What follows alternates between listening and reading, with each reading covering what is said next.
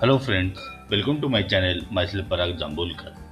In this video, we will discuss about mapping technique for load balance. Here, we'll use two terms. One is task and another is process. When we have bigger problem definition or big problem, so we divide it into the sub problems or small problems. So that small problems or sub problem is called as a task.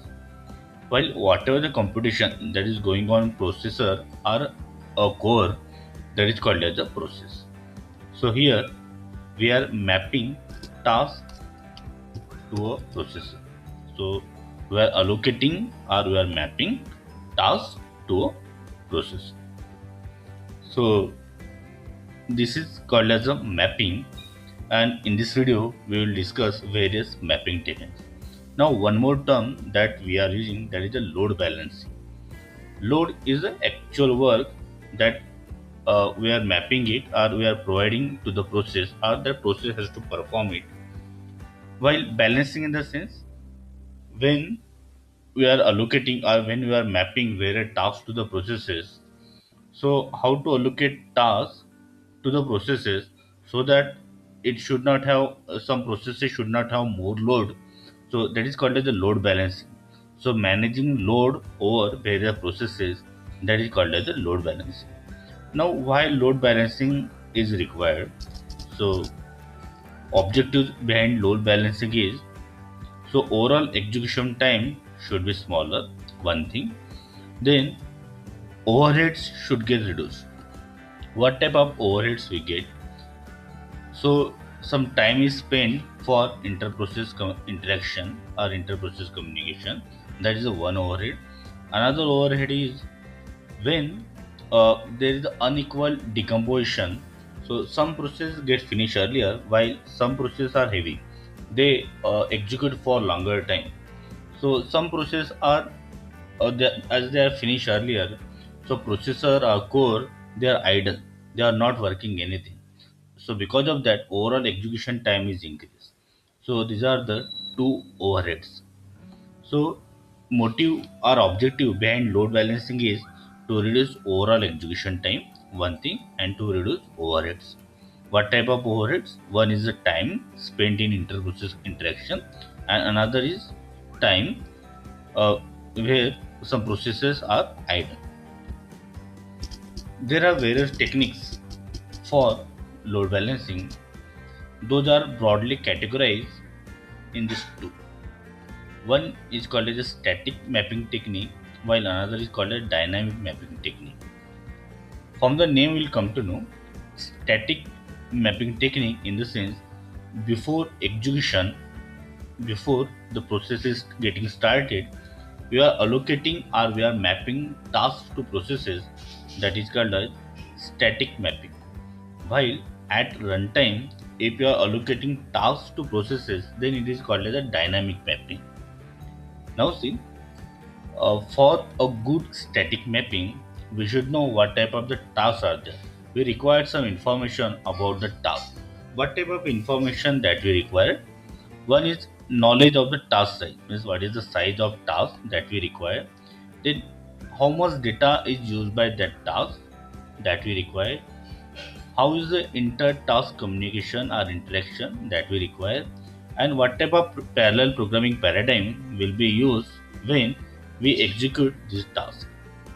So this is called as a static mapping. Static mapping in the sense, before execution, when we are mapping tasks to processes, that is called as a static mapping.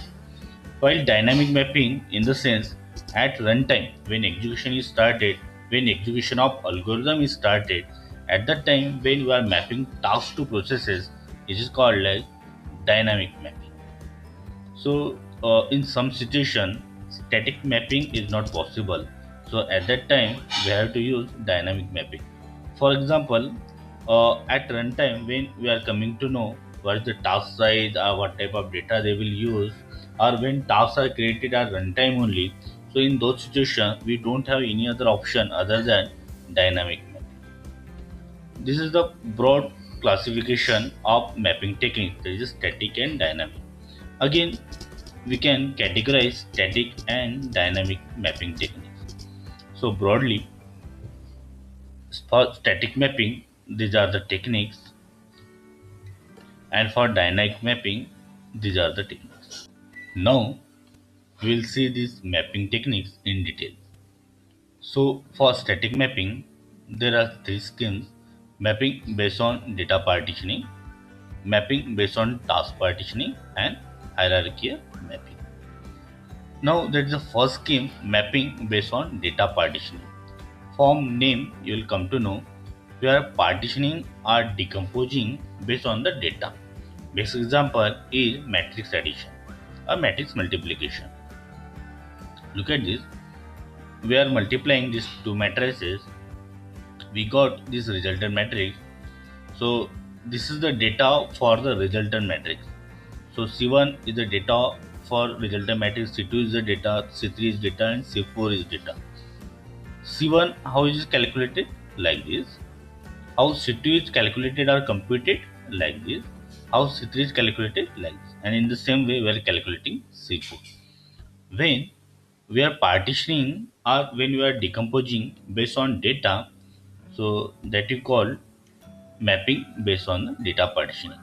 Here in this example, we are allocating this to one process, this task to another process, this task to another process, and C4 to another process.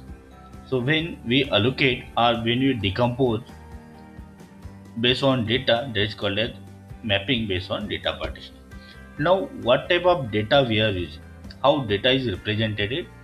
So, for representing data, we use array data structure. So, our vector, matrices, all these are the arrays. Even we represent data in terms of graph. So, tree, this is an example of graph. Now, we'll see array distribution schemes.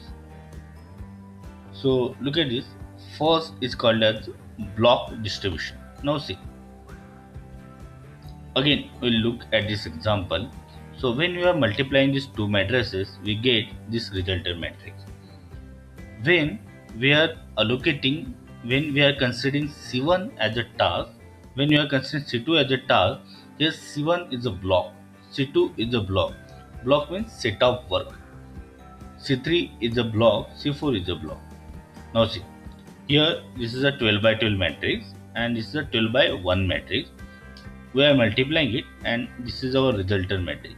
So this is a one block, this is another block, third block.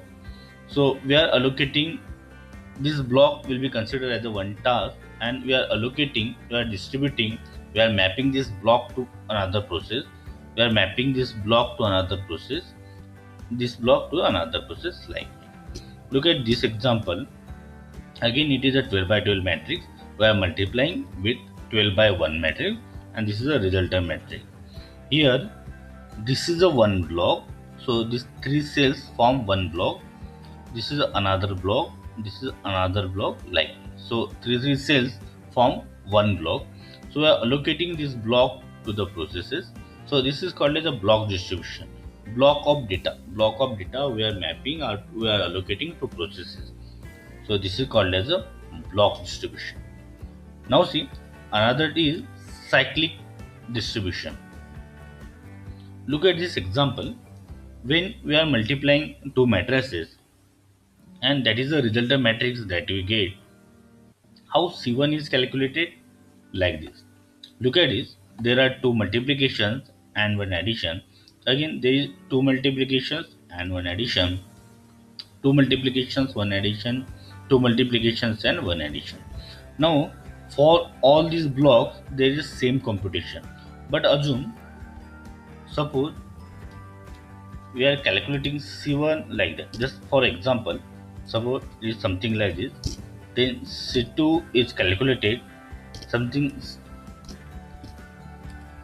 Then C3 is computed.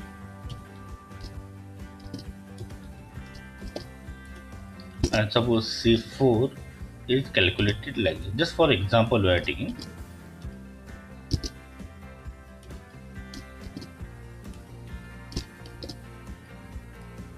In this example, that load we are giving, or for this block there is a less computation, for this block there is more computation, for this block again there is more computation, like there is an unequal work allocation for all this block. Now see, if we allocate this to one process, if you allocate this to another process and another process likewise, so this process will get work quickly and that will be idle, while for this process it will take more time. So these processes which finish earlier, that will be idle. So because of that, overall time that is required, that will be more. To avoid that, there is a cyclic distribution. So for that, cyclic distribution is used. In this case, when there is unequal distribution of workload for the task, so we divided tasks into again small tasks. So here we have only 4 tasks. Again we will decompose it into multiple tasks. For example, suppose we create 20 tasks and we allocate these tasks to processes in round robin way. So that suppose there are 4 processes, so we will allocate 4 tasks to the 4 processes, then again we'll stop it, then we'll allocate another 4 tasks to these 4 processes, again we'll stop or suspend it, again we'll take another 4 tasks. Likewise we'll go in round robin way.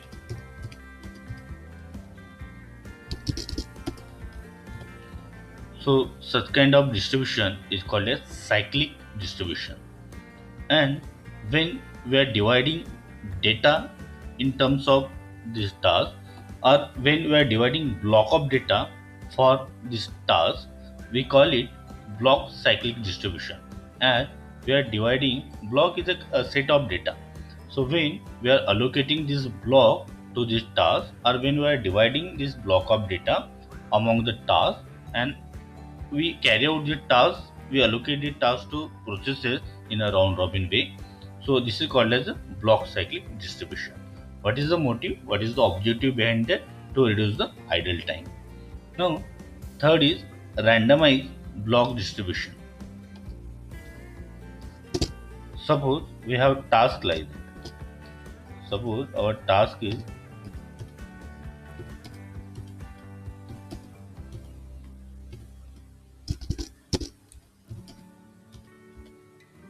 likewise we have the task, and when we are allocating to it processes randomly, for example, we have something like this.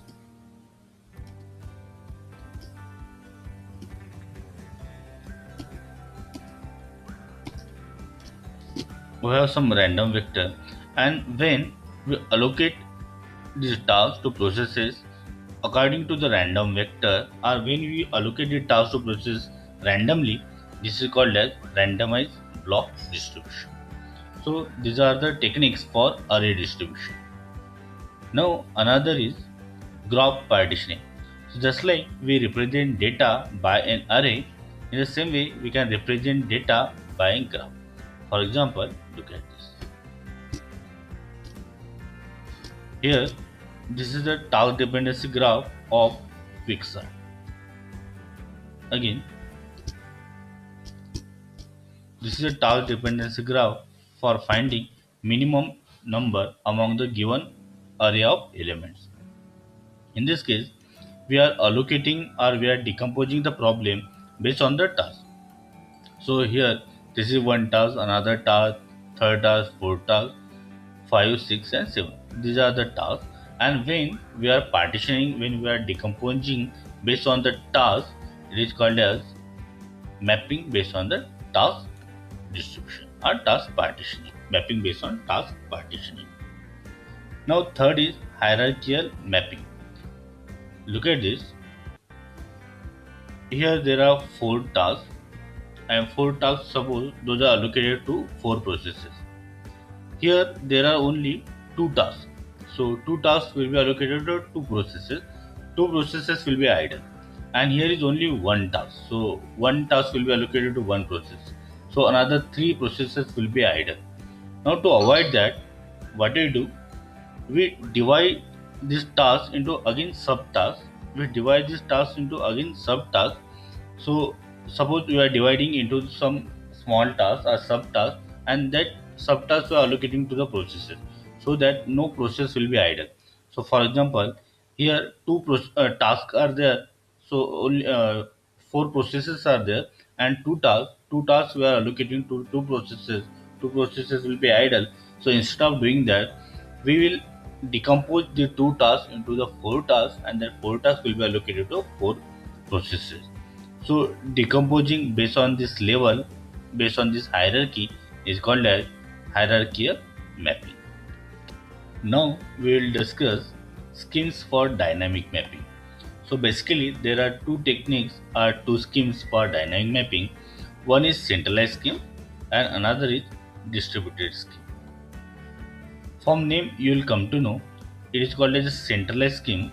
So there is one process that is called as a master process which allocate task or workload to the another processes. The another processes which takes tasks from the master process is called as a slave processes. So master process allocate tasks to another processes or slave processes, and that's why it is called as a centralized scheme. Another scheme is called as a distributed scheme. Here there is no master process or slave processes. All processes have the same priority. Here we have to consider some parameters. For example, which process will be considered as a sending process or which process will be considered as a receiving process. This means how this process or how a pair of sending and receiving process is formed, how one work transfer is initialized in between sender and receiving processes, how much work is transferred from sending process to receiving process, and when the word transfer is performed, means at the beginning or at the end, like. So this scheme is called as a distributed scheme. So these are the schemes for dynamic mapping. So in this way mapping is done for load balance. So friends, I hope you like this video. If yes, then click on like, subscribe to the channel, and don't forget to press bell icon so that you will get notifications of my next video. So stay connected. Thank you.